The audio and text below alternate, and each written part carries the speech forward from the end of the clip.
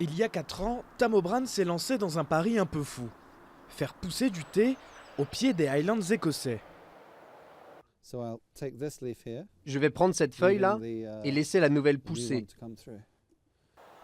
Si la Cup of Tea fait partie de l'ADN britannique, curieusement la culture de la plante ne s'est jamais développée dans le pays. La seule et unique tentative de faire pousser du thé en Écosse remonte au 19e siècle et s'était soldée par un échec. En cause, les conditions climatiques, jugées trop rudes pour la survie de la plante. Des spécialistes qui ont travaillé dans l'industrie du thé pendant 30 ou 40 ans nous avaient assuré que c'était impossible, que nous étions fous ou mauvais et que nous n'y arriverions jamais. Même mes voisins pensaient que j'étais fou.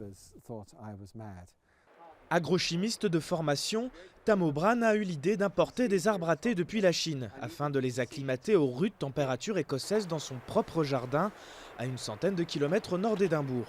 Un processus qui, selon lui, confère même à la feuille un goût unique dû au stress généré par le froid. On les laisse bourgeonner de façon naturelle, comme ces plantes le font en automne.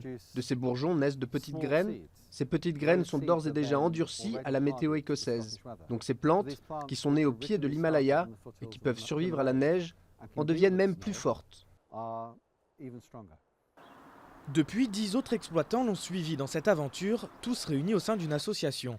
Ils se sont fixés comme objectif 28 plantations d'ici 2017. Tam O'Bran produit à la main environ 500 kg de thé par an.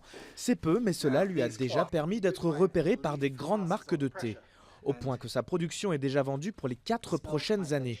Et les commerçants locaux proposent désormais aux visiteurs des dégustations. Chacun de ces thés a un goût unique. Ils sont tous doux. Aucun d'entre eux n'a cette dureté, ce goût amer que vous avez avec le mauvais thé. Il y a un vrai potentiel pour de grands thés en Écosse.